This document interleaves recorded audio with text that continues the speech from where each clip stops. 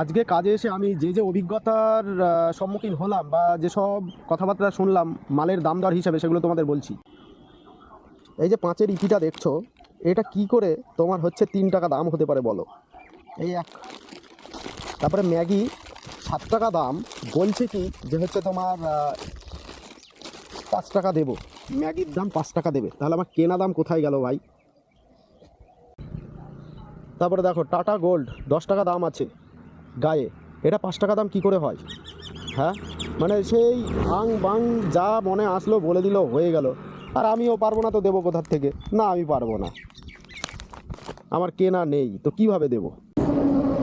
মানে কি বলতো, মানুষ বর্তমানে নিজেকে এতটাই চালাক ভাবছে যে সে সব দামই জানে, জানার পরেও এমনভাবে দাম বলছে যেন আমি পেয়ে যাই জিনিসটা।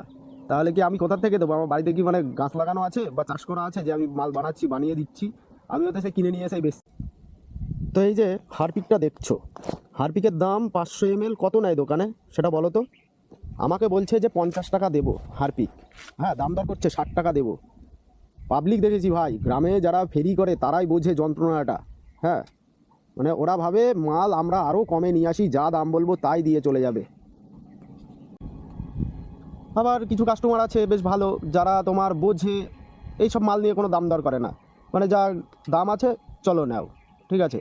আর কিছু আংবাং ছাং আছে, তারপরে তো ভাই ধারের কারবার আছেই। ধার না দিলে তার মনে হচ্ছে মানে আমি বাড়ির জমির দলিল অথবা বাড়ি নিয়ে চলে আসছি, এত রাগ।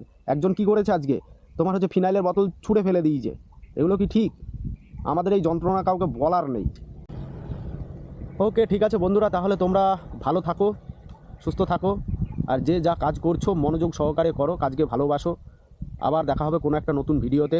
আবার যে সমস্যার সম্মুখীন হব আমি সেগুলো তোমাদের জানাবো, বলবো, অবশ্যই কমেন্ট করো। আর এই মাইকটা দেখো, এই মাইকটা হচ্ছে আমার প্রচার মাইক, ঠিক আছে। মুখ ব্যথা হয়ে যায় প্রচার করতে করতে, তাই এই মাইকটা নেওয়া। উপরে সোলার সিস্টেম,